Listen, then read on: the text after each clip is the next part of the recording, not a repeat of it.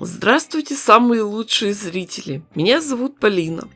Конечно, каждый из нас не может сотворить мир во всем мире, но мы можем творить мир в своей душе, в своем доме и вокруг себя. И это подвластно всем. Заняться рукоделием– это лучшее, что мы можем сейчас с вами делать, чтобы помочь себе и своим близким справиться со страхом, тревогой и душевной болью. Используйте свой талант по назначению. Воплощайте свою любовь и чувства в рукоделии. Дарите радость творчества себе и окружающим. В любой непонятной ситуации шей.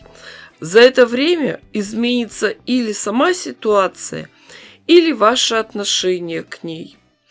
Надо заняться делом, тем более, что ткани есть. Будем творить красоту со страшной силой.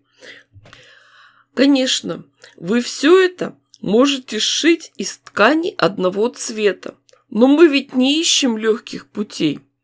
Возьмем тарелку, большую, плоскую, мой любимый размерчик.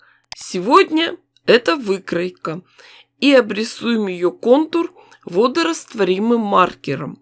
Потом вырежем с учетом припусков на швы. Приготовим 4 одинаковых круга. 2 из них нам надо укрепить, проклеить флизелином. Как это сделать правильно? Флизелин бывает разный. Некоторые виды клеятся сухим утюгом, а у меня сегодня в работе флизелин, который работает только мокрым. Укладываем его на тканевую заготовку, клеящей стороной вниз, закрываем влажной марлей и фиксируем его горячим утюгом. Как это делать правильно? Поставили утюг и держим несколько секунд. Потом аккуратно переставляем в другое место и тоже держим. Дожидаемся остывания ткани и только тогда аккуратно убираем марлю. Все. Наша тонкая хлопковая ткань хорошо укреплена и будет держать форму. Круглые заготовки разберем попарно, зацепим булавочками. Теперь надо проложить строчку по нарисованному контуру, оставив отверстие для выворачивания. При работе за швейной машинкой шов обязательно закрепляем.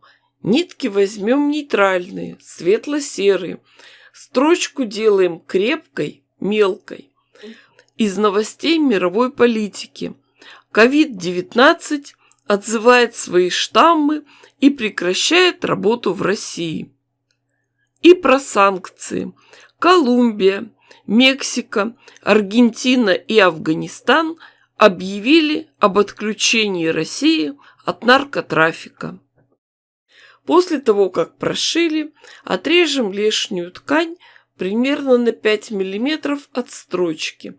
В тех местах, где отверстие, припуск срезать не будем. Сделаем надсечки по контуру всей детали и вывернем.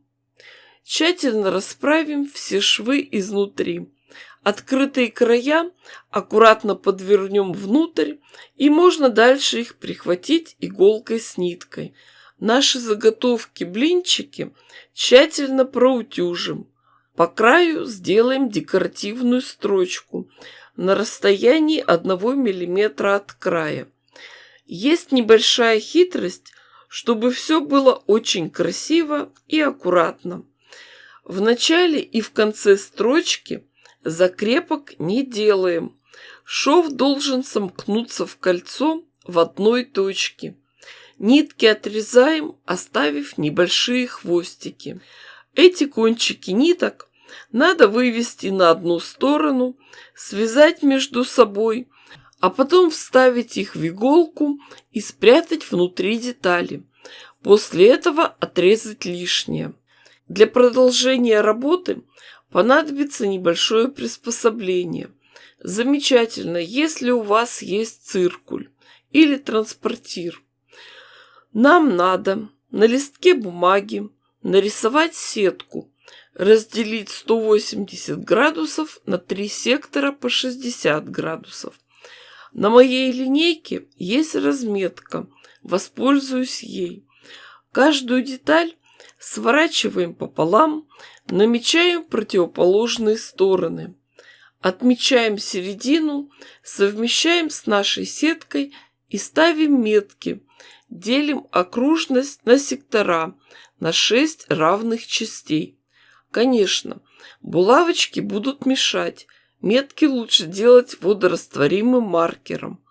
А теперь берем иголку с ниткой и в одной центральной детали сшиваем вместе, соединяем в одной точке все 6 меток. Не стремитесь их сшить очень плотно. У вас может остаться в центре небольшое декоративное отверстие. Шейте крепко, но аккуратно. Концы ниток прячьте в ткани. Дальше работаем со второй деталью. Совмещаем и крепко сшиваем наши метки и края полученных длинных лепестков. Получилась очень интересная фигура. Чтобы придать ей устойчивость, немного поработаем утюгом. Оттянем свободные отступающие уголочки и хорошенько их проутюжим, зафиксируем верхние складки. Получилась прекрасная, очень интересная текстильная корзинка необычной формы. В праздничные пасхальные дни она может стать подставкой для пасхальных яиц, а в будние дни быть просто конфетницей. Думаю, что такой штучке обрадуется каждая рукодельница. В этих кармашках можно хранить катушки ниток, портновский метр, необходимые мелочи, в конце концов, даже просто заначку. Дорогие мои зрители, желаю вам в любой ситуации сохранять спокойствие духа, находить полезные занятия своим рукам и мыслям. Помните про то, что праздность, уныние, ленность и отчаяние – это одни из смертных грехов. Заходите почаще на канал. С вами была Полина. Всем пока-пока и до скорых встреч!